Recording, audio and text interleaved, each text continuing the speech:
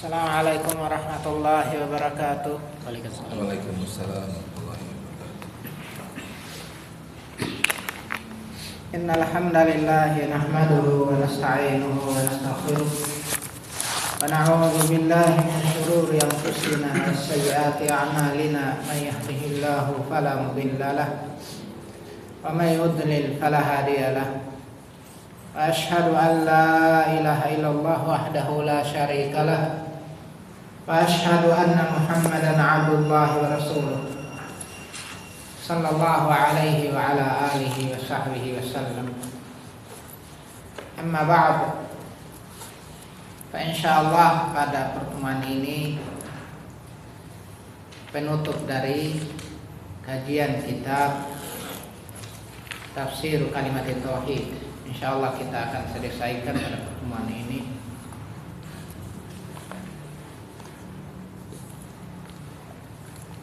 Qala Al-Imam Ibnu Abdul Wahhab rahmatullah alaihi wa alaihi.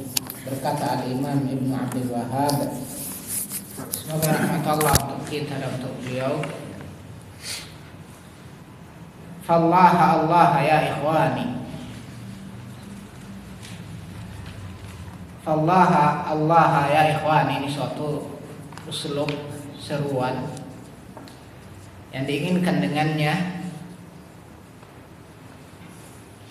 adalah kasih sayang, memperlihatkan rasa sayang.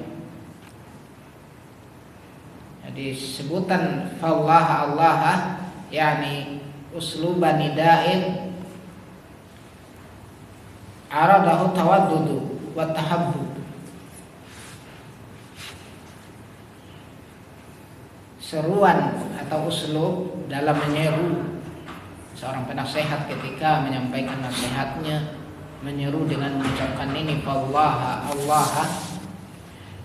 Ini maknanya dengan maksud untuk menaruh rasa sayang, perhatian, rasa cinta terhadap orang yang diseru, yang didakwahi.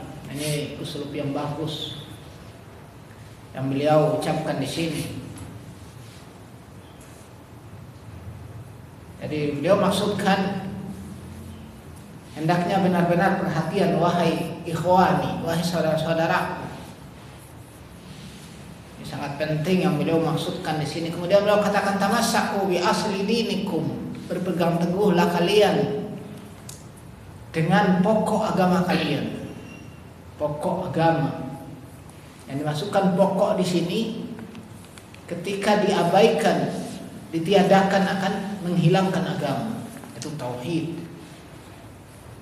Kalau disebutkan asal, maka yang dimasukkan di sini perkara-perkara yang menjadi dasar agama.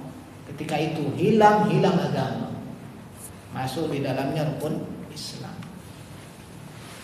Dan beliau inginkan di sini supaya kita berpegang teguh kepada pokok agama ini, tauhid, salat, puasa dan zakat, dan yang mampu haji.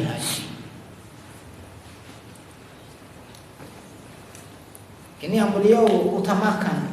Dalam kebanyakan dakwah beliau selalu menjadi prioritas utamanya adalah ini. Salah kalau kemudian ada orang menjelekkan beliau, menyebutkan ini hanya pembahasan masalah asal agama saja, pokok agama saja, tidak banyak bahas masalah ilmu hadis, tidak banyak bahas masalah ilmu tafsir dan yang lainnya. Dan beliau fokuskan pada perkara ini sesuai dengan keadaan di zaman beliau. Banyaknya kerusakan, banyaknya kesyirikan, banyaknya orang-orang yang mengaku beragama tapi hakikatnya telah batal agama mereka. Makanya beliau prioritaskan ini. Adapun masalah ilmu lain, siapapun insya Allah bisa, apalagi sekelas beliau. Kalau ingin menekuni ilmu hadis ya mudah, bisa. Orang terlihat sangat kuat ilmu hadisnya karena memang menekuni. Adapun beliau kesibukannya luar biasa banyaknya. Selain dakwah jihad, zaman beliau jihad. Beliau mengomando jihad, diperkuat oleh Raja Saud. Mereka berjihad, ditambah lagi dakwah beliau, kemudian ingkar mungkarnya beliau, amar ma'ruf nahi mungkar. Jadi untuk memfokuskan menekuni ilmu, bidang ilmu tertentu, ya, terasa waktu beliau tidak mencukupi. Makanya beliau prioritaskan ini, yang paling pentingnya.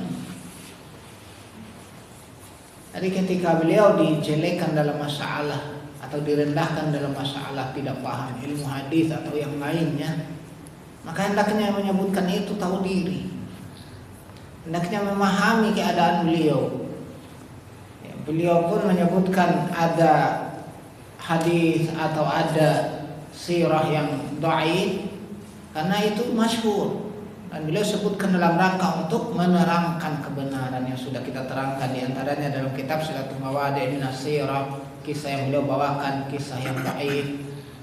Bukan berarti orang membawakan kisah dhaif seperti itu hadis dhaif itu tidak paham. Ada orang paham hanya saja untuk menerangkan hakikatnya, untuk menerangkan kebenarannya. Ada beliau di sini sebutkan, tamassaku, berpegang teguhlah kalian, bi asli dinikum, pada pokok agama kalian, wa awwalihi wa akhirihi, yang pertama-tama dan yang terakhirnya, wa ussihi wa ra'si, asasnya dan juga pokoknya, syahadati alla ilaha illallah, yaitu persaksian la ilaha illallah. Ini satu kalimat la ilaha illallah tapi berat konsekuensinya. Terutama di zaman ini kalau kita ajarkan la ilaha illallah, kesimpulannya berat sekali dakwah ini ternyata. Udah banyak yang mengeluh, yang sebelumnya merasa paling kokoh, paling di atas manhaj salaf. Tatkala kita dakwah la ilaha illallah, kita terangkan di antara rukunnya harus al-kufru bi taghut, mengkufuri taghut. Sebagaimana bentuknya, yang menyatakan kafirnya orang kafir, musyriknya orang melakukan kesyirikan. Berat juga berarti. Kaget. Padahal sudah lama, sudah puluhan tahun mengaku di atas manhaj salaf. Ketika diterangkan tentang konsekuensi la ilaha illallah ini, rukun la ilaha illallah di antaranya al-kufru bi taghut, berat. Wah, ini berat. Berarti kafir, banyak orang kafir, ya. Merasa berat, ya, ketidaktahuannya. Maka sangat penting untuk kita terus terangkan kalimat ini. Nabi alaihi salatu wasallam 10 tahun menghabiskan waktu 10 tahun hanya kalimat ini, dakwah beliau hari-harinya. Dan orang yang beliau dakwai, orang-orang mengerti tentang kalimat ini, ya. Mereka tidak mau ucapkan karena mengerti kalau diucapkan konsekuensinya harus benci terhadap agama sebelumnya. Makanya tidak mau ucapkan. Di zaman ini gampang, ya. Gampang sekali kita ajak ucapkan, siap ucapkan, tapi tidak tahu konsekuensinya. Ya, sekali diberitahu kabur. Berat sekali kata mereka. Yang kita dapat ini berat sekali katanya. Setelah mereka tahu yang sebelumnya, ya, menganggap ringan saja kalimat ini mereka ucapkan, tapi ketika diajarkan, diberitahu la ilaha illallah, konsekuensinya atau makna yang terkandung darinya adalah al-kufru bi taghut, mengkufuri taghut, mengkufuri, atau disebutkan al-kufru bima yu'badu min dunillah, kufur terhadap apa yang diibadahi dari selain Allah. Sudah terlihat rasa berat. Maka tidak heran beliau di sini banyak sekali pembahasan masalah ini, berulang-ulang ini menyebutkan tentang asal ini, pokok penting ini la ilaha illallah, berulang-ulang. Hampir setiap kitab beliau yang kaitannya akidah singgung masalah ini. Usul Salasah singgung masalah ini, Qawaidul Arba', Kasus Syubhat, lebih-lebih Mufidul Mustafid, tidak lepas dari pembahasan ini karena pentingnya Dan kita sayangkan juga banyak yang kaji kitab ini, mempelajari kitab ini, diajarkan. Tapi kenapa kesimpulannya?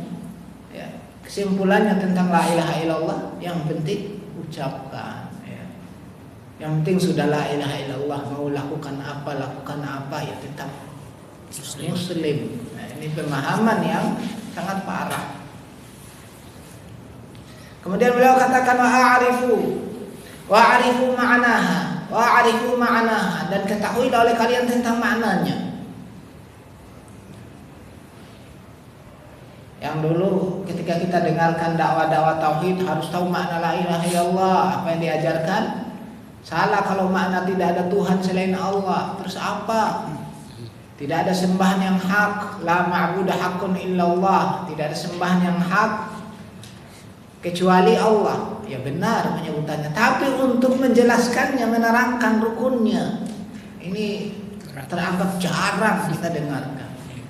Ya, menerangkan tentang rukun dua kalimat tauhid ini, yang Allah sebutkan dalam surat Al-Baqarah setelah ayat kursi, "Fama yakfur bit-taghuti wa yu'min billah, faqad istamsaka bil urwatil wuthqa."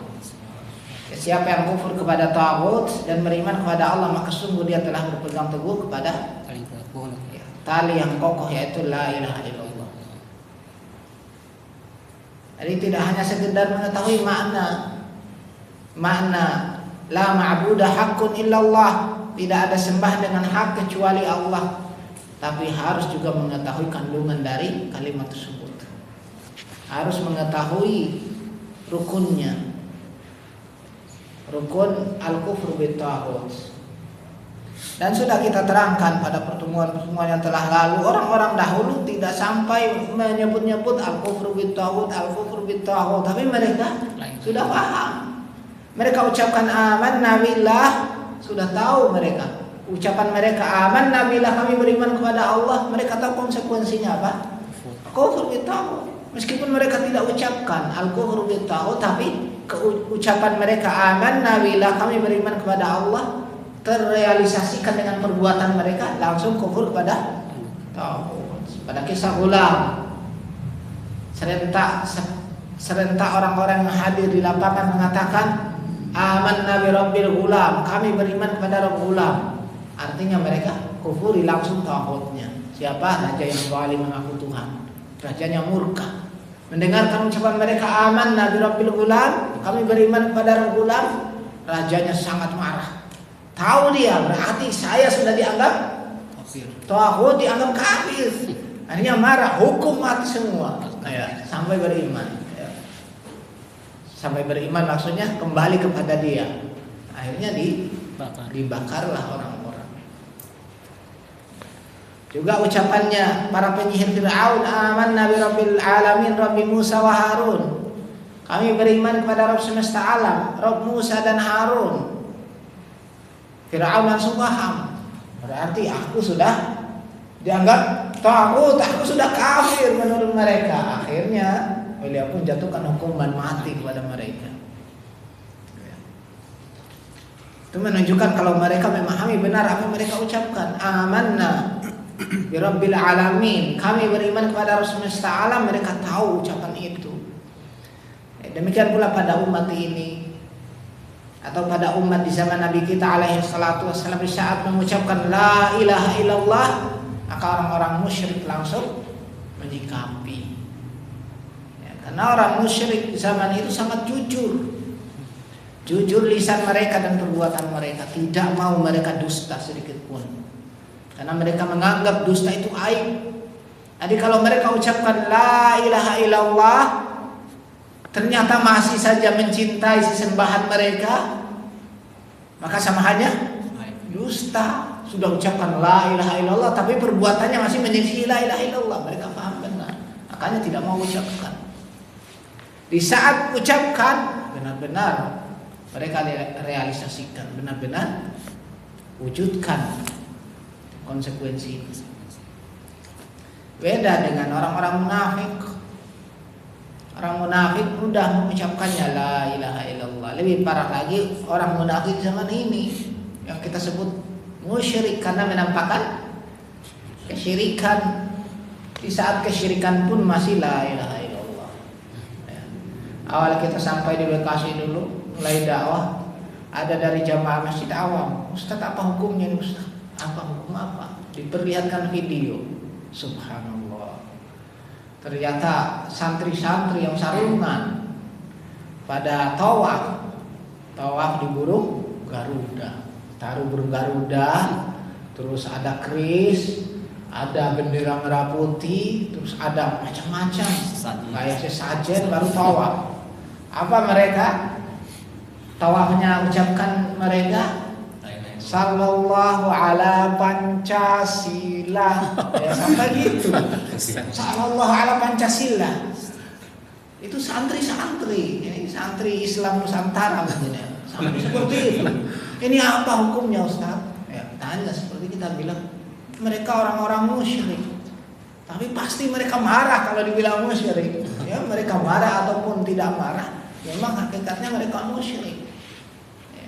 Sampai seperti itu. Akhir-akhirnya ujung dari sholawatan tadi sallallahu ala Pancasila ditutupi sallallahu ala Jokowi. Itu penutupnya. Ya, karena itu rame-ramenya mereka mendukung Jokowi. Ya. Subhanallah. Kita lihat ini kesyirikan yang nyata. Yang ditanyakan kita itu apa hukumnya? Ustaz, ya itu kesyirikan sudah. Sallallahu ala Muhammad sallallahu alaihi wasallam itu yang disyariatkannya, bukan sallallahu alaihi. Ya.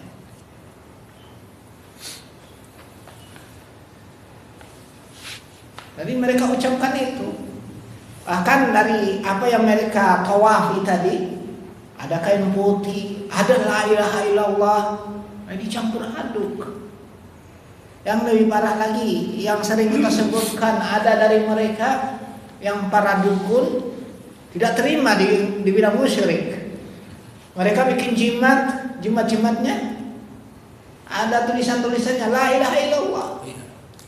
Ya, dukun-dukun kalau dihukumi musyrik tidak terima mereka. Akan mereka ngaku muwahhid, ya.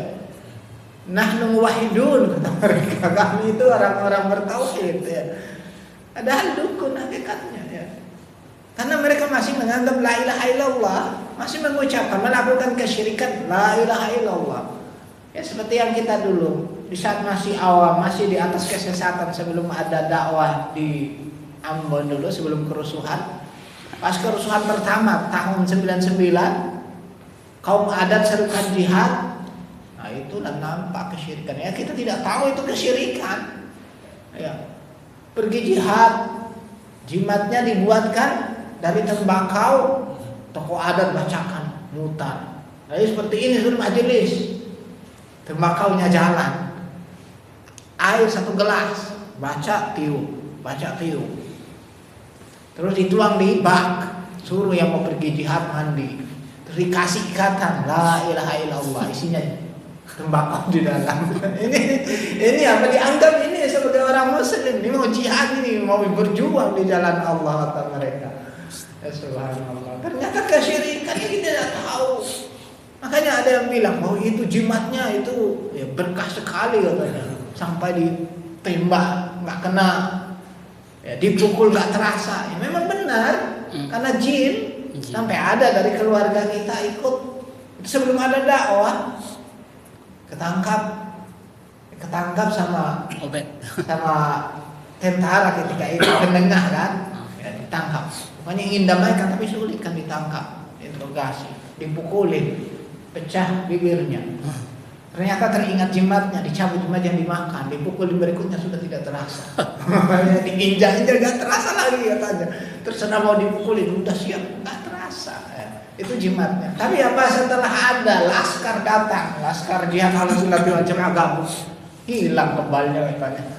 Ya. Jalan injak paku tembus kakinya, wah sakit, wah nggak kebal, lari. Ya. Bilang ilmu kita diserap sama laskar jihad. Itu pemahaman apa?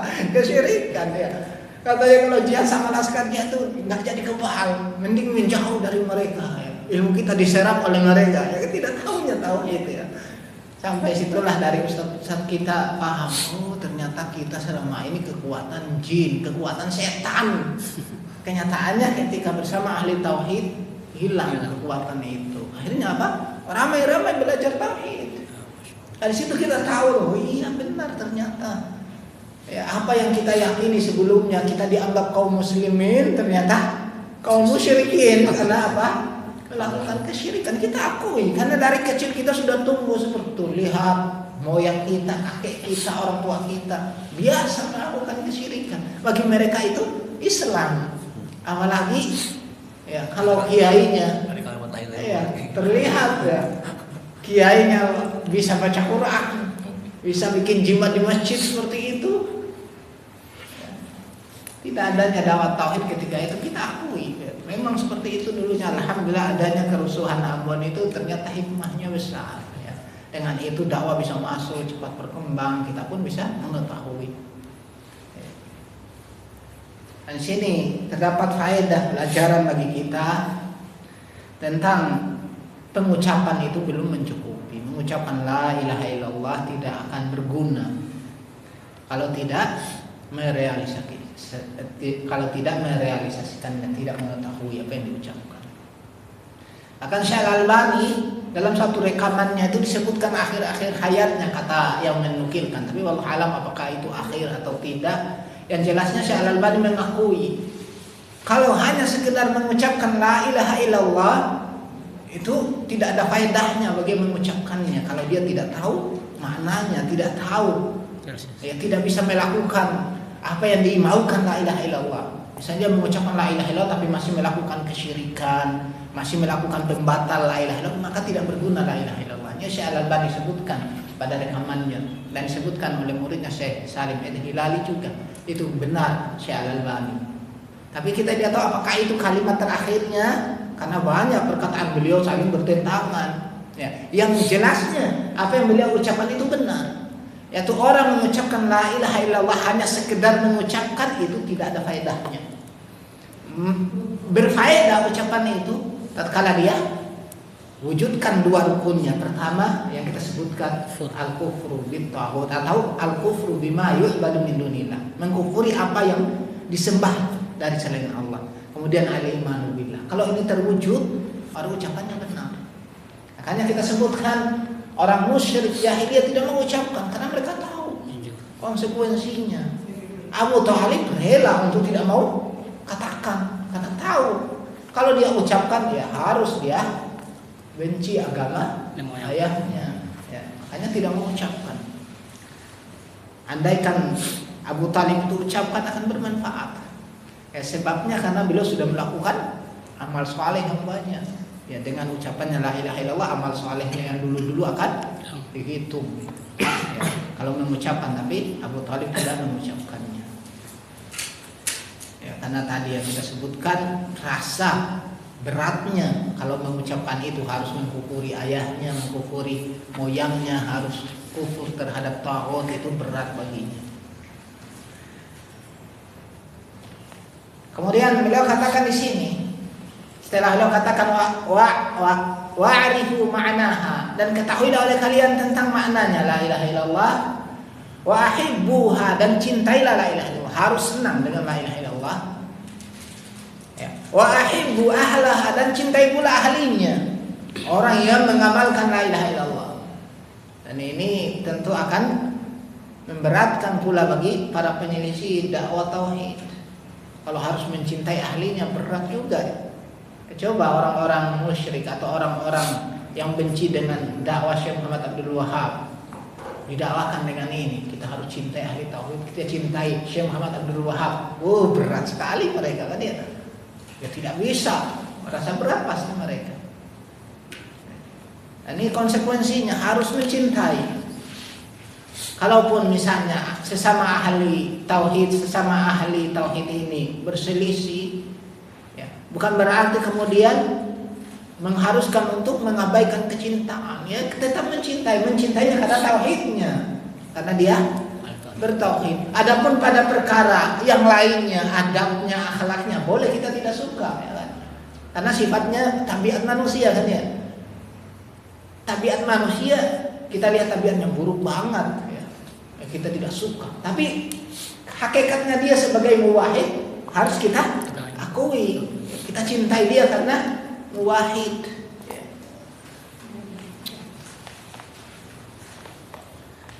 Kemudian Allah katakan waj'aluhum ikhwanakum, dan jadikanlah mereka sebagai saudara kalian. Itu orang yang mengucapkan la ilaha illallah. Yang Allah perintahkan, yang Allah sebutkan Al-Quran, fa ikhwanukum fid din, mereka itu saudara kalian seagama. Ketika sudah bertobat dari kesyirikan, mereka menegakkan salat, menunaikan zakat, fa ikhwanukum fid din. Allah katakan mereka itu saudara kalian seagama. Dan di sini beliau nyatakan pula, waj'aluhum, jadikan mereka ahli tauhid itu ikhwanakum, saudara-saudara kalian. Makanya jangan salah. Banyak orang salah menjadikan ahli syirik sebagai ikhwan. Ini kesalahan. Dan nanti konsekuensinya harus dia cintai. Sudah tahu ini ahli syirik, pelaku kesyirikan akbar, ini sudah kufur, tapi dia masih menganggap sebagai saudaranya. Ya kalau sudah menganggapnya saudara, konsekuensinya cinta, kecintaan. Dikhawatirkan nanti di akhirat dikumpulkan bersamanya. Ini yang beratnya. Ya, na'udzubillah. Almar'u ala dini khalili, kata Nabi alaihi salatu wassalam. Seseorang itu di atas agama, ya, di atas agama orang terdekatnya. Waj'aluhum ikhwanakum, jadikanlah mereka saudara-saudara kalian walau kanu ba'idin, meskipun keberadaan mereka itu jauh dari kalian, meskipun tidak ada hubungan kekerabatan, tapi karena mereka sebagai ikhwah fiddin, saudara seagama, maka harus dianggap mereka sebagai saudara. Dan Nabi alaihi salatu wassalam dahulu mempersaudarakan Muhajirin dengan Ansar. Di antaranya beliau persaudarakan Salman dengan Abu Darda. Tidak ada hubungan kerabatan, hanya saja dipersaudarakan karena agama, karena keimanan mereka. Kemudian Allah katakan waqfuru bit tawaghit, dan kufurilah oleh kalian terhadap taghut-taghut, wa'aduhum, dan musuhi mereka, wa'abghiduhum, serta benci mereka. Ya, kalau bicarakan ini tambahlah dulu, ini ngeri banget, ini ternyata harus kita musuhi. Ya, sampai digambarkan, wah ini kalau sudah kafir berarti harus kita musuhi. Ya bukan seperti itu prakteknya. Lihat kapan permusuhan itu terjadi, ketika mereka memusuhi, kita musuhi, ya. Atau ketika sudah terjadi jihad, kita jihadi. Tapi ketika mereka tidak memusuhi kita, apalagi kerabat kita, apalagi orang tua kita, maka ini jangan diterapkan seperti memusuhinya langsung. Ada yang salah paham. Orang tua kita kan sudah musyrik, kafir, kabur, jadikan alasan untuk menjauhi orang tua. Astagfirullah, ya. Atau lihat saudaranya ini melakukan kesyirikan, saudara kita ini musyrik, tinggalkan langsung. Ini masih ada hubungan rahim, harus disambung. Bisa jadi dengan sambungan tadi silaturahim menyadarkan dia bertaubat. Dicontohkan oleh para salaf kita. Memang kita benci kan ya, kita musuhi kesyirikannya. Kapan kita musuhi dia? Ketika dia memusuhi. Tapi untuk kesyirikannya kita memang harus benci. Kita lihat orangnya, ketika dia ternyata tidak memusuhi dan kita mengharapkan dia bisa baik, maka jalin hubungan silaturahim. Terutama orang tua kita perbaiki. Tetap wajib birrul walidain. Disebutkan ahlul ilmi tafaqu ala anna birrul walidain wajibun. Ya. Jadi ahlul ilmi mereka bersepakat bahwa berbakti kepada kedua orang tua itu wajib, ya. Walau kana meskipun keberadaan keduanya musyrikaini, dua orang musyrik, au fasiqain, atau dua orang fasik, tetap berbakti. Abu Hurairah contohkan. Bagaimana Abu Hurairah? Beliau ingin hijrah ke Madinah, sementara beliau punya ibu. Ibunya didakwai untuk masuk Islam, tidak nurut. Apakah beliau kemudian kabur tinggalkan ibunya? Ya berdosa. Ya, beliau paham benar kewajiban berbakti kepada ibu yang beliau masih dapati ibunya. Maka apa yang diperbuat oleh beliau? Beliau ajak hijrah sekalian ke ke Madinah. Padahal kehidupan beliau orang susah kan ya. Tapi beliau jaga yang namanya birrul um. Beliau sampai datang ke Madinah bawa ibunya. Ibunya ditempatkan di rumah kecil. Kemudian beliau mulazamah bersama Nabi alaihissalam. Sampai disebutkan oleh beliau, inna ummi kanat musyrikah.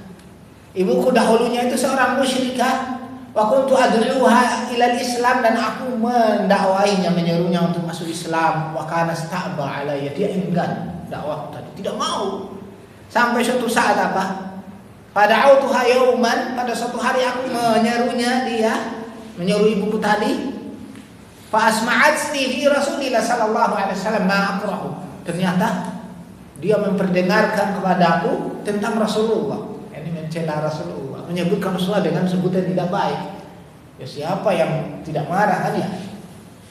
Ini Rasulullah lebih dicintai oleh Abu Hurairah daripada ibunya.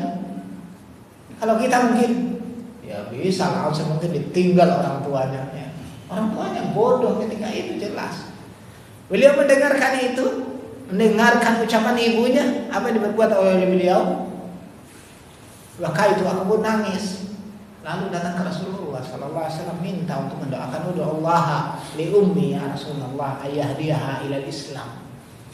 Ya Allah, wahai Rasulullah, doakanlah kepada Allah untuk ibuku supaya diberi hidayah pada Islam. Rasulullah pun doakan. Ternyata apa?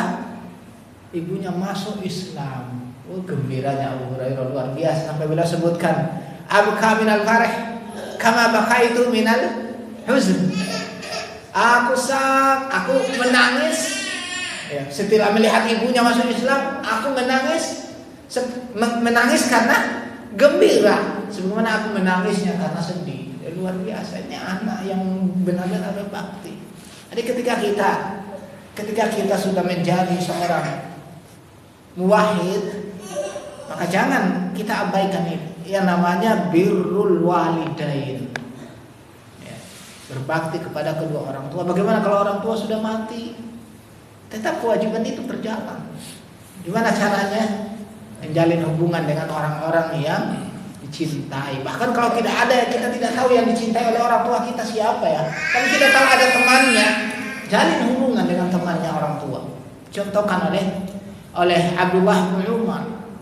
Pernah melihat Badui lewat beliau, naik di keledai beliau, mengenakan surban yang bagus. Ternyata si Badui lihat, Badui ini ternyata teman ayahnya, temannya Umar. Lihat Ibnu Umar seperti itu, ditarik surbannya, mau diambil. Ya nggak beradab kan ya.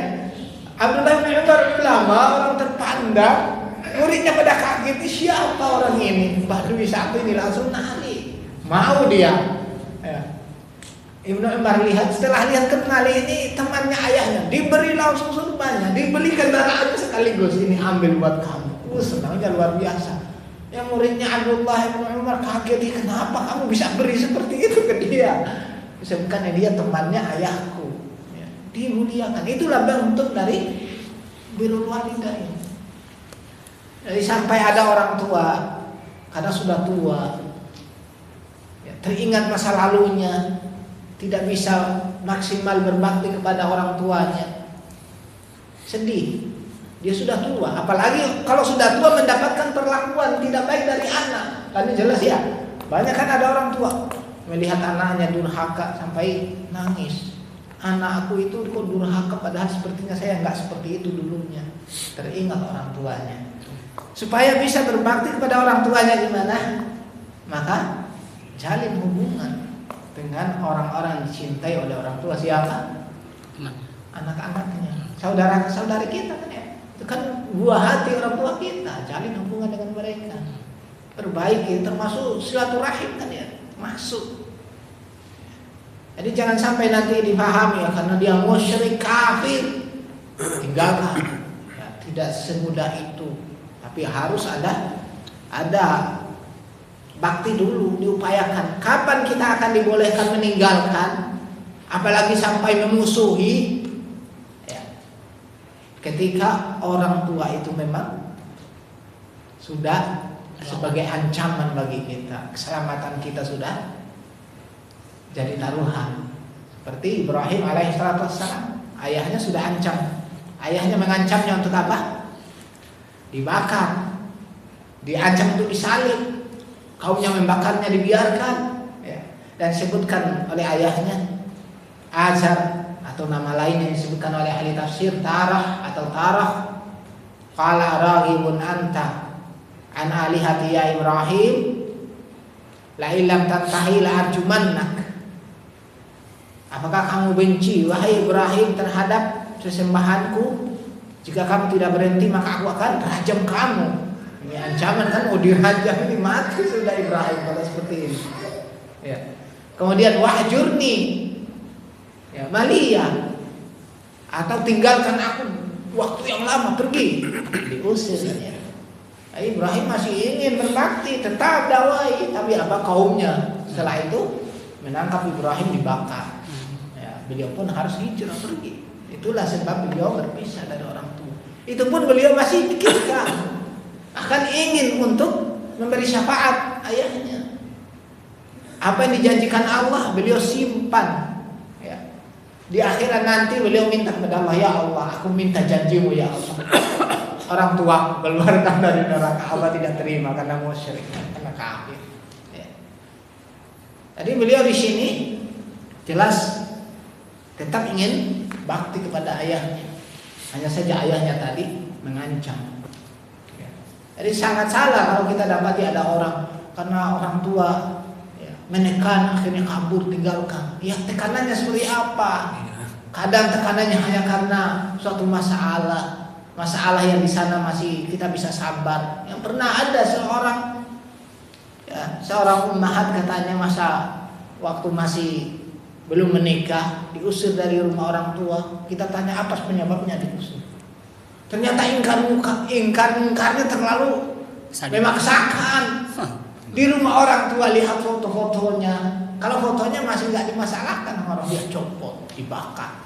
Tapi foto yang lain dicopot dia semua, itu rumah orang tuamu ya. Orang tuanya ngamuk, usir, diajak tak botak kepalamu, kabur hilang, gak balik-balik lagi ya. Padahal kan harus dia upayakan untuk perbaiki. Masalah kemungkaran seperti itu harus sabar ya. Yang penting apa? Orang tua beri jaminan kan ya. Orang tua tidak permasalahkan dia sholat 5 waktu. Orang tua tidak permasalahkan lagi berhijab, Masya Allah kan. Hanya pada perkara kemungkaran tadi, ya kemungkaran sabar. Ya. Tapi apa? Dengan sebab itu kabur meninggalkan orang tua. Masalah kesyirikan saja, ya. Ketika orang tua melakukan kesyirikan atau sampai mengajak kita melakukan kesyirikan, Allah masih tetap perintahkan untuk birrul walidain. Adapun kesyirikannya maka tidak boleh untuk ditaati. Yang Allah sebutkan dalam Al-Quran, wa in jahadaka ala an tusyrika bima laysa laka bihi ilm fala tuti'huma. Jika keduanya, ayah ibumu itu memaksamu untuk melakukan kesyirikan, maka jangan taati keduanya, jangan taati. Ini kata Allah, jangan taati. Tapi apa? Ya, diajak melakukan kesyirikan pada apa yang kamu tidak memiliki ilmu tentangnya, jangan taati. Kata Allah apa? Fala tuti'huma, jangan taati keduanya. Akan tapi Allah katakan wa sahibuhuma fid dunya ma'ruf, pergauli keduanya di dunia dengan cara yang baik. Artinya kesyirikan tadi sampai dakwahkan ke kita juga itu bukan alasan untuk kita tinggalkan. Tapi apa? Tetap kita berkewajiban birrul walidain. Soal kesyirikannya kita upayakan untuk hindari. Perintahnya untuk melakukan kesyirikan kita jauhi, tapi untuk berbakti tetap lakukan. Dan ini yang dicontohkan oleh Nabi alaihi salatu wassalam. Beliau tidak mendapati ayahnya. Ibunya beliau dapati tapi tidak lama karena masih kecil beliau ditinggal lagi jadi yatim piatu. Tapi beliau ternyata mencontohkan tetap birrul walidain. Beliau mencari yang namanya keluarga ibunya, jalin silaturahim. Beliau menempatkan pamannya seperti ayahnya. Ya, pamannya Abu Thalib beliau jadikan seperti ayahnya sendiri karena al-ammu bimanzilatil ab. Paman itu kedudukannya seperti ayah. Beliau berbakti kepada Abu Thalib, lihat sampai akhir hayatnya. Ya, soal menghukumi kafirnya musyriknya boleh. Kafir Abu Thalib dikafirkan, dan Ali radhiyallahu anhu sendiri kan yang mengkafirkan juga ayahnya itu. Sampai sudah mati Abu Thalib, Ali pun tanya kepada Nabi alaihi salatu wassalam. Beliau katakan kepada Nabi alaihi salatu wassalam, "Lamma tuwfiya Abu Thalib," tatkala mati Abu Thalib, ataitu Nabi sallallahu alaihi wasallam, aku datangi Nabi sallallahu alaihi wasallam, aqultu inna ammaka Syekh Abdal qad mat. Ya, keras sekali kan ya. Ali datangi Rasulullah, "Wahai Rasulullah, pamanmu sesepuh yang sesat itu telah mati." Ya. Itu kalau bahasa kita mungkin diartikan bisa lebih keras. Ya, sesepuh orang tua itu ya sudah mampus, mungkin dalam bahasa kita bisa disebutkan lebih keras lagi. Ali radhiyallahu anhu menghukuminya sesat ya. Lalu Ali tanya, karena sudah mati, "Fama yuwari?" Siapa yang mau mengurusinya? Ya, Ali seolah-olah angkat tangan karena dia musyrik, tidak mau nurut ya. Tapi apa kata Nabi alaihi salatu wasallam? "Idhab wari, pergi kamu, urusi." Ya. Diperintah untuk urusi. Tsumma la tuhaddits syai'an hatta ta'tini. Kemudian jangan kamu ceritakan sedikit pun sampai kamu datang kepadaku. Tapi apa? Kata Ali. Ali sampaikan lagi argumennya. Beliau sebutkan innahu mata musyrika. Dia mati sebagai orang musyrik. Ya, ayahnya disebutkan. Dia mati dalam keadaan musyrik. Apa kata Nabi alaihi salatu wasallam? Idhab fawari, pergi urusi. Tetap disuruh untuk urusi. Artinya kewajiban birrul ab tetap ada. Ya, beliau pun pergi urusi. Ya. Padahal kan ada anak yang lain. Ya, Ali diperintahkan untuk pergi untuk urusi. Artinya di sini kewajiban untuk berbuat baik, berbakti kepada orang tua tetap ada. Di saat mati seperti itu masih tetap, bahkan sudah mati, ya, tetap kewajiban ini masih ada. Jadi ketika ada kita dapati kesyirikan atau kekafiran pada orang tua, jangan jadikan itu sebagai alasan untuk tidak berbakti. Tetap berbakti yang Allah telah terangkan dan dicontohkan oleh Nabi kita alaihi salatu wassalam. Jadi ketika disebutkan di sini memusuhi mereka, membenci mereka, maka permusuhannya kita sebutkan tadi. Ketika mereka memusuhi, kita jelas musuhi. Kebencian tetap kita benci, kesyirikannya. Tapi untuk tabiat ada namanya cinta tabiat. Seorang anak mencintai ayahnya sesuai tabiatnya. Nabi kita alaihissalam cinta kepada Abu Thalib tidak? Cinta yang Allah sebutkan Al Quran, tapi cintanya di sini bukan cinta karena ibadah, tapi cinta tabiatnya saja manusia. Innaka la tahdi man ahbabta. Kata Allah Subhanahu wa taala, sungguh kamu tidak bisa memberi petunjuk, tidak bisa memberi hidayah kepada orang yang kamu cintai. Siapa? Abu Thalib. Disebutkan cinta, ya cintanya tabiat. Dan beliau katakan di sini, wa abghidu man ahabbahum, membenci orang yang mencintai mereka. Syekh katakan di sini anjuran untuk membenci orang mencintai taghut. Ya, siapa yang merasa cinta terhadap taghut, mencintai orang kafir, ya, bukan cinta tabiat ya, cinta karena sudah loyalitas dengannya, ini yang dimaksudkan, cinta berloyalitas dengan mereka. Terlebih lagi menganggap mereka sebagai saudara seagama. Nah, ini yang harus diterapkan. Di sini sebutkan begitu man ahabbahu, membenci orang yang mencintai mereka. Au jadala anhum, atau yang membela mereka. Ya. Ini kalau disebutkan ini berat tidak? Ya, konsekuensinya berat ya. Karena kita harus membenci orang yang membela-bela taghut. Ini si fulan ini sudah tahu itu taghut, itu disembah selain Allah, kok malah dibela. Nah, maka orang membelanya kita dibolehkan untuk membenci.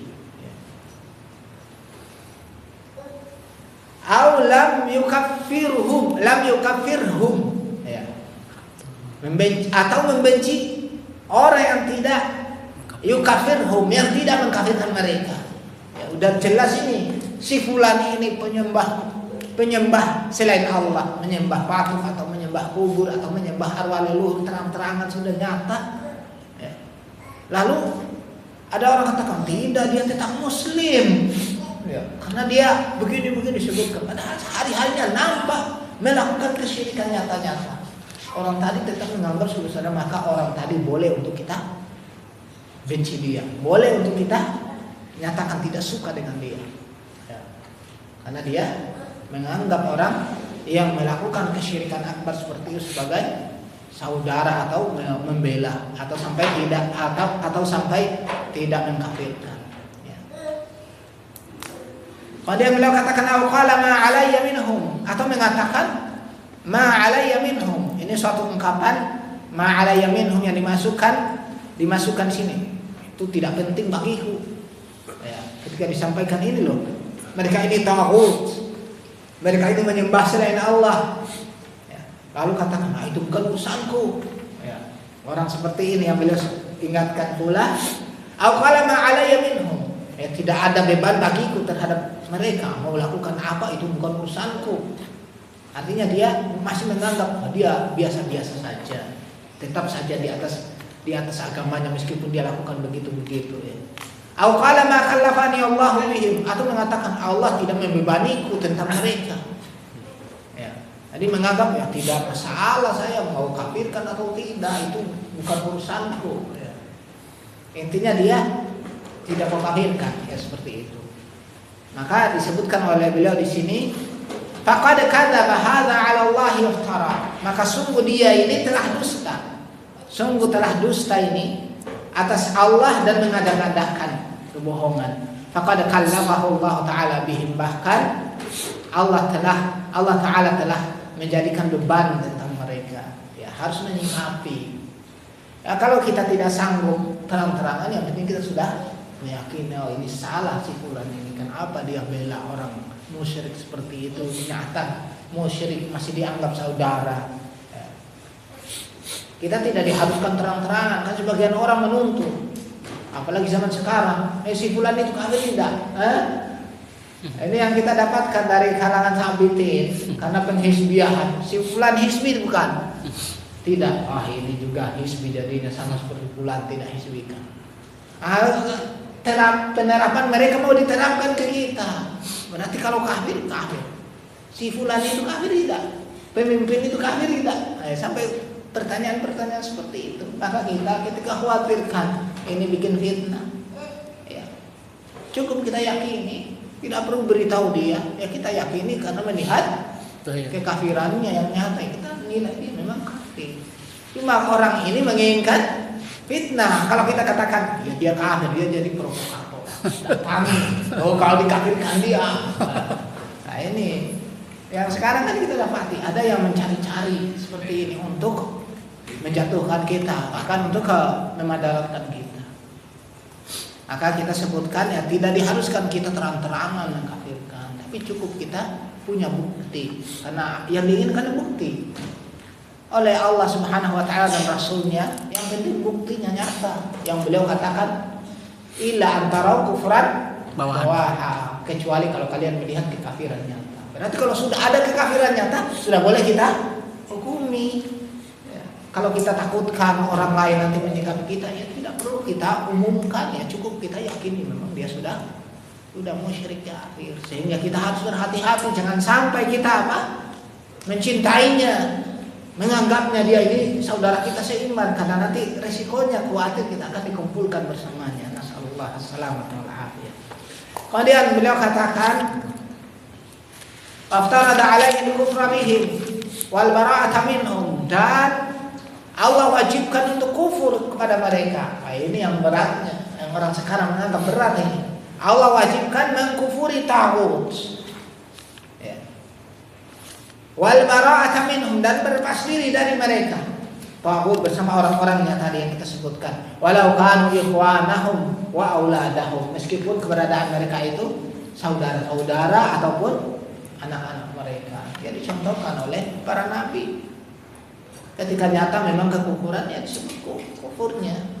Nabi Nuh alaihi salatu wassalam tentang putranya yang tidak beriman, yang beliau menyebutkan innahu beni, dia itu anakku, atau yang semisalnya beliau sebutkan mengakui anaknya, lalu Allah menyebutkan dia bukan anakmu, ya, maksudnya bukan anak dalam keimanan. Artinya di sini Nuh alaihissalam menghukumi jadinya apa, anaknya sebagai orang kafir, orang musyrik. Demikian pula dari mereka menghukumi orang tua mereka, termasuk Ibrahim yang menghukumi Azar ayahnya sebagai musyrik kafir. Walaupun kemudian ahlul bid'ah membela-bela menyatakan itu bukan pamannya katanya, bukan ayahnya tapi pamannya. Ayahnya katanya Tarah atau Tarah, ya satu orang, hanya beda nama. Ya, Azar nama dari Allah dan Quran, juga disebutkan oleh Nabi alaihissalam dalam Sahih Bukhari dan yang lainnya. Azar itu ayahnya Ibrahim. Adapun Tarah atau Tarah itu juga namanya, itu penamaan dari ahli tafsir. Ahli tafsir menyebutkan, meriwayatkan dari Israiliyat menyebutkan ayahnya Ibrahim itu namanya Tarah atau Tarah. Ya. Yang intinya satu, hanya beda nama, seperti nama Israel, Yakub, kan satu. Atau nama Nabi kita Muhammad, Ahmad, ya, alaihi salatu wassalam. Yesus, Nabi Isa. Ya. Jadi Ibrahim alaihissalam mengkafirkan, termasuk Nabi kita alaihissalam mengkafirkan ayah ibunya. Dan ini yang menjadi pertanyaan biasa ketika ketemu dengan tokoh-tokoh dari Asy'ariyah, Maturidiyah, Sufiyah yang pernah kita dikerumuni suatu masjid. Kita tanya akidahnya Ustaz. Udah kerumun seperti ini, setiap orang lemparkan pertanyaan dari kiainya. Sesepuhnya tanya, Ustaz, apa pendapatmu tentang ayah ibu Nabi?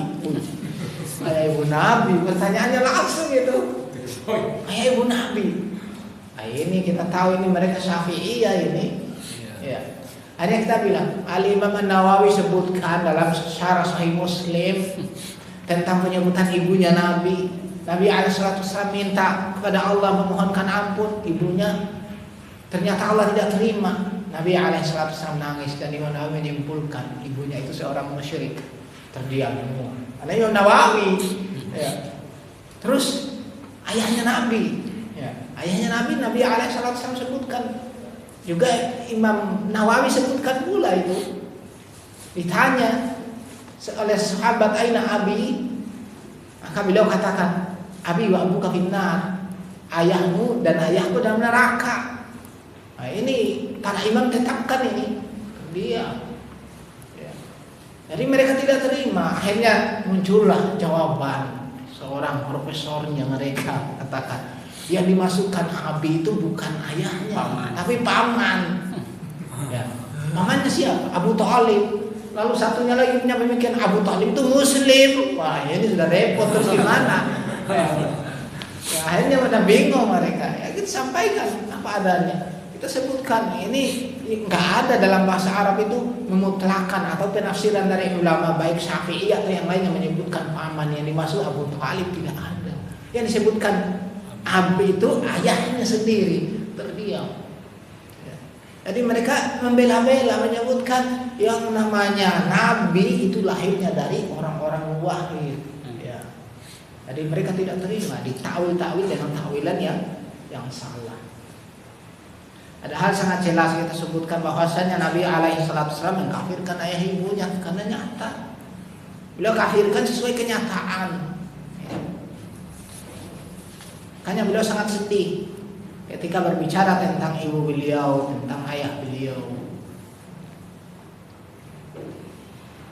Tapi untuk menghukumi, beliau tetap hukumi kafirnya. Bagaimana menghukumi pamannya juga, beliau nyatakan kafirnya. Kalau beliau katakan fallaha Allah, ya ikhwani, wahai saudaraku, tamassaku bidzalik, berpegang teguhlah dengan itu. La'allakum talaqawna rabbakum, mudah-mudahan kalian menjumpai Rabb kalian wa antum la tusyrikuna bihi syai'a, kalian tidak menyekutukan Allah dengan sesuatu apapun. Allahumma tawaffana muslimina wa alhiqna bis salihin, ya Allah wafatkanlah kami sebagai orang-orang muslim dan ikutkanlah kami bersama orang-orang saleh. Wala nakhtimil kalama bi ayatin, Dan kita akan akhiri pembicaraan di sini dengan satu ayat dzakaraha Allah Ta'ala yang Allah Ta'ala sebutkan di kitab dalam kitabnya, tubayyinu laka, yang akan menerangkan kepadamu anna kufral musyrikin, bahwa mengkufuri orang-orang musyrik, min ahli, bahwa kekafiran orang-orang musyrik. Beliau katakan di sini anna kufral musyrikin, bahwa kekafiran orang-orang menyekutukan Allah, min ahli zamanina, dari penduduk zaman ini, zaman kita ini, a'zamu, itu lebih dahsyat, lebih besar, min kufril ladina qatalahum Rasulullah sallallahu alaihi wasallam, daripada kafirnya orang-orang yang diperangi oleh Rasulullah sallallahu alaihi wasallam. Sudah kita sebutkan dahulunya ya, yang sebelum ini orang musyrik zaman dahulu ya, di saat susah mereka minta pertolongan kepada Allah. Orang musyrik zaman sekarang mengaku Islam, saat susah larinya ke wali-wali, ke dukun-dukun ya. Kalau dia Allah katakan, qala Allah Ta'ala, berkata Allah Ta'ala, wa idza massakumud durr, dan jika menimpa kalian kemadaratan fil bahri, di lautan, dalla man tad'una illa iya, maka hilanglah yang kalian seru, yang kalian sekutukan, illa iya, kecuali hanya kepada Allah. Jadi orang-orang musyrik di sini, di saat mereka naik ke kapal, yang kebiasaan mereka menyekutukan Allah, berdoa kepada selain Allah, di saat di laut seperti itu mereka lupa semua sama sesembahan mereka tadi. Yang mereka ingat hanya Allah. Mereka berdoa kepada Allah langsung, meminta kepada Allah. Falamma najakum ilal barri, kalau Allah selamatkan kalian sampai ke daratan, a'radtum, kalian pun berpaling, itu kembali melakukan kesyirikan. Wa kana al-insanu kafura, keberadaan manusia itu benar-benar ingkar. Ya, dalam ayat lain tadi disebutkan, falamma najahum ilal barri idahum yusyrikun, tatkala Allah selamatkan mereka sampai ke daratan, ternyata mereka kembali lagi melakukan kesyirikan ya. Kemudian saya katakan, faqad dzakarallahu 'anil kuffari, sungguh Allah telah sebutkan tentang orang-orang kafir, annahum idza massahumud dur, bahwasanya mereka jika menimpa mereka kemadarakan, taraku sadata, maka mereka meninggalkan sadata, tuan-tuan mereka yang mereka sembah, wal masyayikh, syekh-syekh mereka yang mereka ibadahi, falam yad'u ahadan minhum, mereka pun tidak lagi menyeru seorang pun dari tuan-tuan mereka, dari syekh-syekh mereka yang sudah mati, maksudnya yang mereka anggap wali, walam yastaghitsu bih, dan mereka tidak meminta tolong kepadanya, bal yukhlisuna lillahi wahdahu la syarikalah, bahkan mereka mengikhlaskan hanya kepada Allah saja, tidak ada sekutu baginya. Wa yastaghithuna bihi wahdah, dan mereka istighatsah, meminta pertolongan kepadanya saja. Fa idza ja'a ar-rakha'u asyraku, kalau datang kepada mereka kelapangan, keluasan, maka mereka pun berbuat syirik. Wa anta tara al-musyrikina min ahli zamanina, dan kamu lihat orang-orang musyrik dari penduduk zaman kita ini, di zaman kita ini, wala'alla ba'dahum yadda'i annahu min ahli ilm, barangkali sebagian mereka ada mengaku bahwasanya termasuk dari ahli ilm. Benar kan ya?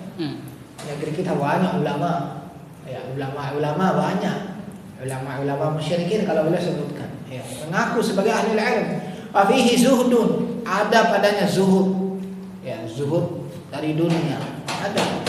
Wajtihadun, ada semangat mempelajari agama, bahkan ada dari mereka menulis kitab-kitab berjilid-jilid ya, ada, kitabnya pun bermanfaat. Wa ibadah, dan ibadahnya juga luar biasa. Kalau kita lihat, ada sampai mereka ibadahnya luar biasa, sholatnya banyak, puasanya banyak, tapi apa ya, ternyata ulama musyrikin. Idza massahu durru, ketika menimpanya kemadaratan, qama yastaghitsu bi ghairillah, lalu melakukan istighatsah, meminta tolong kepada selain Allah. Mithla ma'rufin, ya semisal meminta tolong kepada Ma'ruf, atau Abdul Qadir Al-Jailani, atau kepada Abdul Qadir Al-Jailani, wa ajalli min haula, dan lebih besar dari itu, mithla Zaid bin Khattab wa Zubair, minta tolong pada Zaid bin Khattab, pada Zubair, wa ajali min haula, dan lebih mulia dari itu, Misalnya Rasulullah sallallahu alaihi wasallam minta tolong kepada Rasulullah sallallahu alaihi wasallam, Allahul musta'an, hanya kepada Allah lah kita meminta tolong. Dan di sini beliau sebutkan meminta tolong kepada Rasulullah sallallahu alaihi wasallam saja kesyirikan, padahal beliau orang mulia. Dan seolah-olah ini bantahan terhadap sebagian yang mengatakan kalau bertawassul dengan Rasulullah sallallahu alaihi wasallam atau jahnya itu bukan syirik. Ya. Jadi saat hidup jelas boleh, tapi setelah wafatnya itu kesyirikan. Dan beliau sebutkan di sini seolah-olah membantah anggapan bukan syirik. Karena bolehnya bertawassul hanya kepada yang saleh yang masih hidup. Nah, ini sudah lewat kita keterangannya. Dilakukan oleh para sahabat, mereka bertawassul kepada Nabi alaihi wasallam di saat masih hidup. Setelah wafat beliau tidak datang lagi kepada kuburan beliau, tapi mereka datang kepada orang-orang saleh yang masih hidup. Di antaranya Al-Abbas, paman Nabi alaihi wasallam. Padahal beliau katakan wa'adzamu min dzalika, dan yang paling besar dari itu wa'atamu, dan yang paling agungnya annahum yastaghithuna bitawaghit, bahwasanya mereka istighatsah meminta pertolongan kepada taghut-taghut, wal kafarah, dan kepada orang-orang kafir, wal maradah, dan kepada orang-orang durhaka. Ya. Sudah tahu ini si fulan matinya sebagai orang musyrik semasa hidupnya. Semasa hidupnya menganggap Yahudi Nasara saudara, semasa hidupnya meminta biarawati mendoakan, semasa hidupnya suka datang ke Israel, menganggap Yahudi Nasara sebagai saudara seagama. Di saat mati disembah kuburannya. Kuburannya dirobohkan oleh Allah, dibangun yang lebih megah lagi. Ini kan sudah terlihat pada semasa hidupnya kesyirikan, kekafiran, tapi setelah matinya dijadikan mulia. Subhanallah. Orang musyrik zaman dahulu mereka milih-milih, lihat orang saleh baru mereka jadikan perantara. Kan semasa hidupnya diketahui ini orang saleh, kehidupannya sebagai orang yang berkhidmat pada umat, melayani jamaah haji, bersedekah, diketahui kesolehannya. Mereka jadikan perantara. Orang musyrik zaman dahulu kan ini ya. Orang muslim zaman sekarang udah lihat orangnya, hidupnya, bilang Al-Quran porno, terus menganggap orang Nasara saudaranya seagama, Yahudi dianggap saudara seagama, ya. Senang dengan para biarawati, didoakan senang sekali, gitu. Masih datang ke gereja-gereja, beribadah bersama mereka. Di saat mati dijadikan kuburannya sebagai tempat ibadah. Orang sekarang ya lihatnya seperti itu ya. Padahal kesyirikan, kekafiran nyata padanya, tapi masih tetap saja matinya langsung dianggap wali yang ke-10.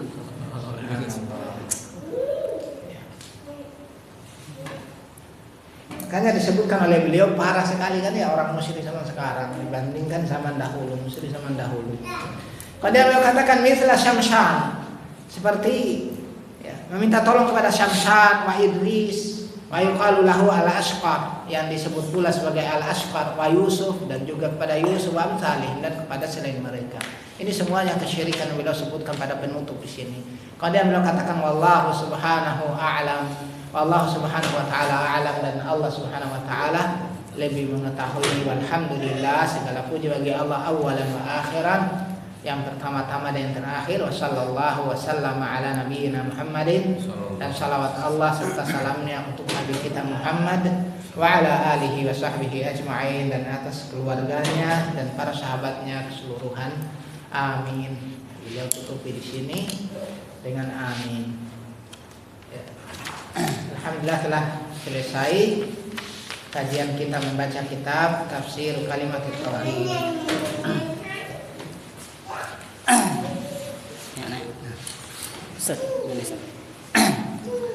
Saya kemarin pernah nanya sama Ustadz ya. Sebenarnya saya sebagai bentuk hujah juga bagi dia, cuma ya, seperti orang murid sama imam guru gitu kan. Sebenarnya saya juga tahu arahnya kemana gitu kan, sama depan murid-muridnya. Cuma kadang-kadang jawaban dia pun udah saya tangkap nanti kemana arahnya gitu. Cuma masalahnya jawaban seperti apa nanti yang bisa saya utarakan ke dia atau ke murid-muridnya, sebenarnya intinya dia mengetahui dengan konsekuensinya itu kan. Seperti misalnya kayak kalau situ kafir, sebenarnya dia udah tahu hukumnya dan udah tahu konsekuensinya. Semua kafir ini semua gitu kan. Kalau kita terapkan semua, padahal dia tahu kan konsekuensinya gitu kan. Nah kita kan kalau pengen ada bahasa lagi kan, bahasa lagi menerangkan gitu ya, biar dia tahu sama murid itu kan. Karena bahasa yang utama gitu, semua kalau kita kafir, semua kafir, di luar semua kafir, ibu bapak kita kafir. Nah, bahasa apa lagi untuk bantah perkataan ini seperti itu Ustaz itu. Kalau disimpulkan semua kafir, berarti dia bermain atau mengatakan itu sesuai perasaan. Dalam syariat kita kan tidak boleh kita mengandalkan perasaan. Kalau kita sebut kalau seperti ini kafir, orang melakukan kesyirikan kafir semua, itu kan sangkaan. Sementara dalam syariat kan disebutkan yang zahirnya. Dalam hadis Nabi alaihi salatu wasallam kan sangat jelas, illa antara kufran wa wahad. Kecuali kalau kalian melihat kekafiran nyata, artinya yang nyata saja. Kalau hanya perasaannya umumnya, wah ini di negeri kita kan orang-orangnya begini, itu kan masih sangkaan. Makanya kita tidak boleh membangun keyakinan di atas sangkaan, termasuk salat. Jangan sampai nanti kita karena lihat masjid, wah ini masjidnya jangan-jangan masjid, tidak boleh seperti itu. Kita tetap salat bersama mereka. Kita lihat, wah ini sumban gede-gede ini, biasanya para penyembah, wah ini perasaan juga. Nanti bawa perasaan seperti kita dulu diundang satu masjid di Bekasi, terkenal itu masjid sekolah sunnah. Lihat, kita datang karena kita membadalin seorang ustaz di telepon. Ustaz nanti kalau datang dulu depan mimbar ya siap. Kita datang sumbanan, di situ nggak biasa orang sumbanan. Kita duduk dari awal kita datang sendiri kok dicuekin, nggak ada yang nyapa.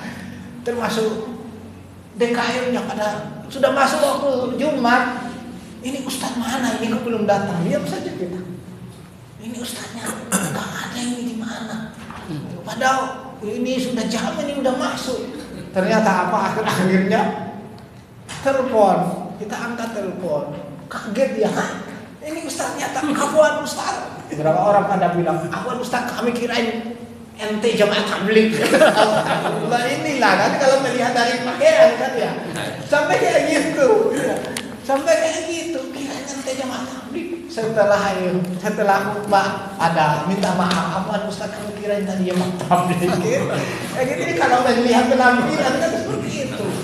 Jadi kalau melihat orang sumpan gede, wah ini jangan-jangan sufi kuburi, akhirnya tidak mau sholat, tetap sholat. Sampai nanti ketahuan benar-benar dia sufi penyembah kubur maksudnya ya gitu. Jadi dalam Islam itu jangan kita berat-beratkan ya, kita hukumi dulu sesuai lahirnya. Tapi biasanya di sini ya, jangan pakai biasanya biasa kecuali nyata ya, nyata. Kalau mengatakan nanti kita bisa kafirkan semua, itu kan hanya pendapatmu ya. Kita pun tidak bisa menghukum, walaupun di negeri misalnya negeri ini negeri tauhid misalnya, hukumnya bukan hukum Allah.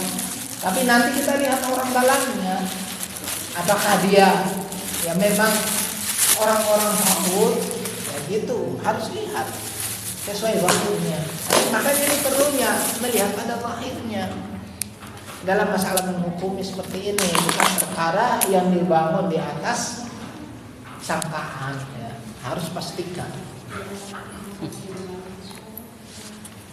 Hanya Nabi alaihissalam tidak menghukumi terang-terangan kafirnya orang-orang munafik di zaman itu. Kenapa? Karena munafik sama dia pintar. Mereka tidak mau nampakkan kekafiran. Ya, mereka tidak nampakkan kekafiran. Makanya Rasulullah tidak menghukumi terang-terangan. Tapi sekali menampakkan kekafiran orang-orang munafik itu langsung beliau hukumi. Kan pada kisah olok-olokan ke beliau. Ya. Sampai disebutkanlah oleh seorang sahabat, innaka munafik, kamu ini munafik karena mengolok-olok Nabi. Lalu sahabat katakan, la ukhbiranna Nabiya sallallahu alaihi wasallam, aku benar-benar akan sampaikan kepada Rasulullah sallallahu alaihi wasallam. Orang tadi pun datang ke Rasul minta maaf.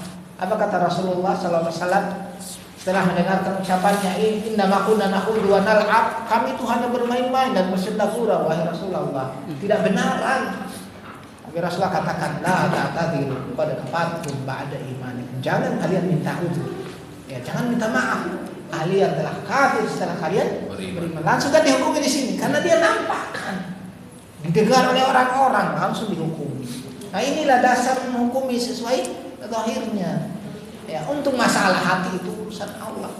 Makanya Rasulullah tidak terang-terangan menghukumi orang munafik sampai mereka terang-terangan menampakkan kekafiran lalu beliau hukum. Ya kita juga seperti itu. Ya. Oleh karena itu tidak boleh kita kemudian nanti andalkan, ya bisa nanti kafir semua. Itu yang kita dapatkan dari guru-guru kita di Yaman juga seperti itu. Wah ini kalau kita terapkan dakwah Syekh Muhammad Abdul Wahab seperti ini, wah kafir semua nanti. Bisa kamu kafirkan ini kafir termasuk orang tuamu bisa kafir. Ya Rasulullah kafirkan orang tuanya karena apa? Nyata. Yang nyata. Ya. Ketika kita masih dapati orang tua kita melakukannya, kewajiban kita menasehati, mendakwah terus menerus. Ketika sudah mati kita tahu dia matinya di atas kesyirikan, ya gimana lagi ya? Sesuai hukum kan yang jelas bagi kita. Allahu a'lam. Nah, kalimat itu udah misalnya kan. Nanti ada lagi lah jurus yang kedua. Itu benar kafir. Secara kamu punya burhan, tapi itu hak ulama gitu kan. Ulama gitu kan. Karena kan kalau misalnya kalau tokoh gitu kan, orang yang terkenal di dunia internasional kan mungkin bisa ulama yang kan pasti kan orang yang kita hadapi sehari-hari gitu kan, di tinggal kita, lingkungan kita, kan ulama nggak kenal, yang tahu keadaan kan kita. Kalau kita digini itu hak ulama tuh, saya bilang pengaplikasiannya seperti apa gitu kan. Itu masalahnya kan orang-orang di tengah kita nih, bukan tokoh-tokoh besar lah gitu kan. Nah, itu ini hak ulama. Ya masalah pengkafiran sudah kita terangkan dalam akhir kitab Sittatul Mawa'idin Nasirah. Ada si Badui itu langsung menyebutkan tentang ya pembimbingnya yang dakwah ke tempatnya, yang menyebutkan tentang mereka kunna atau innana kufar, ya kami itu orang-orang kafir. Setelah dia ketahui kan, artinya menghukumi di sini sesuai yang sudah diketahui nyata kekafirannya. Jadi menghukumi tidak mengharuskan ulama ketika itu nyata. Dan ini fatwa dari Lajnah Daimah Syekh Fauzan saja menyebutkan, ya ketika memang nyata kekafirannya itu boleh bagi siapapun. Syekh bin Baz sebutkan pula dalam fatwanya yang pernah kita nukilkan tentang mengkafirkan orang yang nyata melakukan kesyirikan, nyata dikafirkan. Ya. Adapun pada perkara menimbulkan fitnah, nah ini kita tahan, kita yakini, tapi jangan kita gembar-gemborkan karena nanti munculkan fitnah. Ya. Misalnya si fulan, wah ini nyata-nyata kekafirannya, apalagi penguasa kan ya, wah ini nyata kekafirannya. Tapi kalau kita gembar-gemborkan nanti menimbulkan fitnah, ya tahan. Tapi kita tetap yakini kekafirannya sampai dia bertobat. Ya karena apa? Dia nampakkan gitu. Dan untuk masalah hukumnya seperti ini ya, bebas siapapun. Makanya ketika ada bilang si fulan dia kafirkan yang menyembah kubur sana, ya itu kan jelas hujahnya. Ya beda hanya perkaranya itu samar-samar. Ya kalau samar-samar ya kembalikan ke ulama. Atau jangan hukumi karena masih sama ya. Tapi ketika sudah nampak, ya gimana lagi? Nanti ada lagi argumennya selama sholat. Walaupun dia sholat, memang dalam hadis sebutkan ma'asalu selama sholat, akan tetapi ya, sholatnya mereka dahulu, siapa sholatnya para di zaman itu, mereka melakukan sholat sebenar-benar sholat. Artinya mereka tidak melakukan kesyirikan. Tapi ketika melakukan kesyirikan, sholatnya tidak ada gunanya, terhapus amalannya. Ya, makanya kita sebutkan tadi dalam hadis, di saat ada sahabat mengusulkan, kenapa kita tidak perangi saja? Apa kata Rasulullah SAW? Ya, dalam riwayat disebutkan masalu selama masih sholat. Ternyata tidak cukup di sini. Pada lafaz lain disebutkan illa antara kufran bawah. Kecuali kalau kalian melihat kekafiran nyata. Meskipun dia sholat, tapi kalau kekafirannya nyata-nyata, ya sudah di saat itu silahkan gulingkan. Tapi kalau kuat, ya keduanya kan kembali kepada kaidah. Jangan sampai karena kafir langsung main hakim sendiri. Ya, tapi apa? Kembali pada maslahat. Ya, makanya kita sebutkan ketika nyata hukum saja kafir. Kita menghukumi kafir bukan berarti lalu halal untuk membunuhnya. Ya. Karena ada aturannya, semua sudah diatur ya.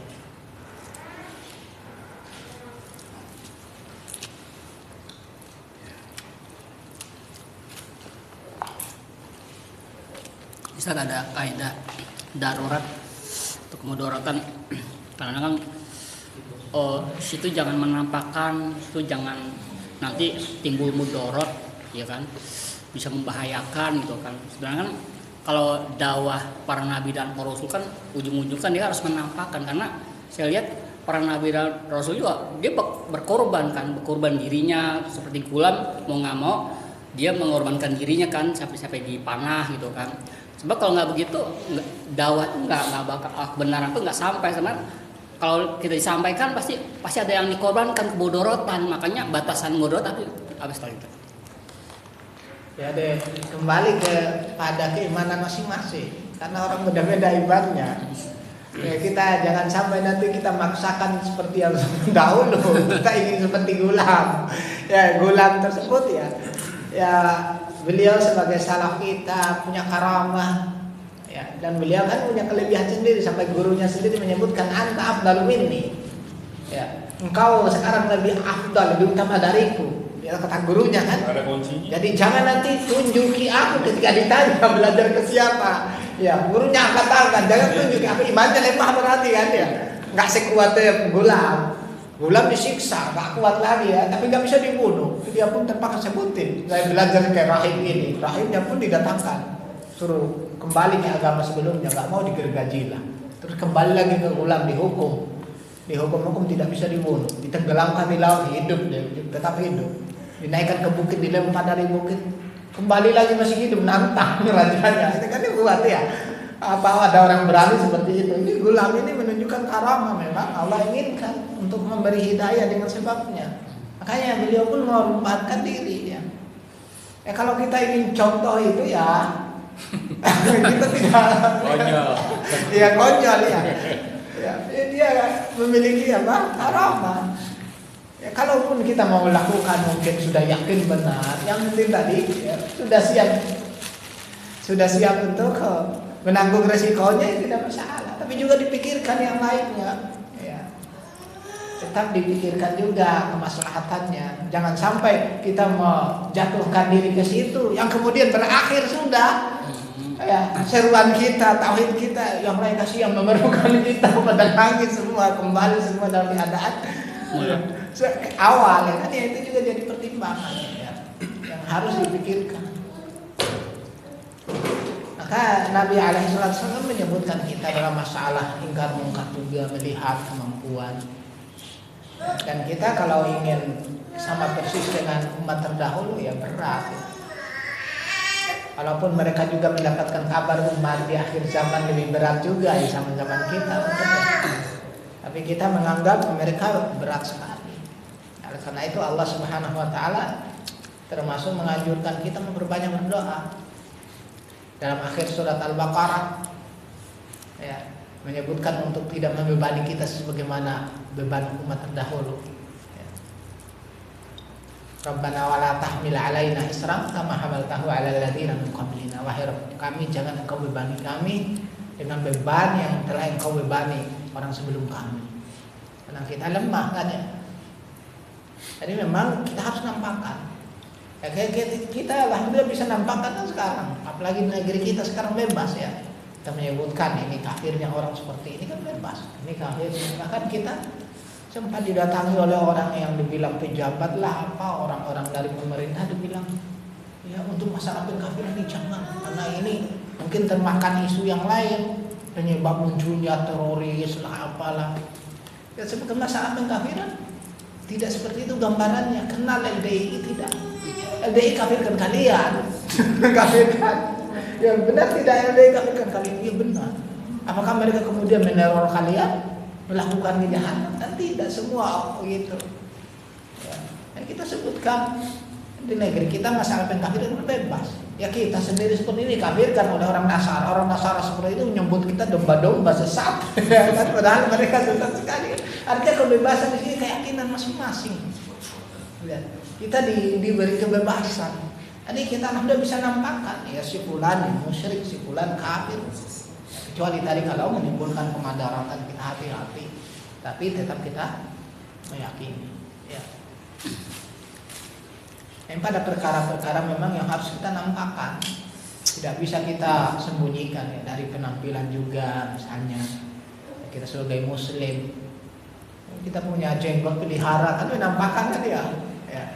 Atau yang lain-lainnya yang kita sebutkan dakwah kita seperti ini, kita suarakan kebenaran, nanti kita suarakan, ya suarakan. Tapi pada perkara nanti diudarakan, kita perlu hati-hati dan juga perlu bimbingan yang lebih berilmu.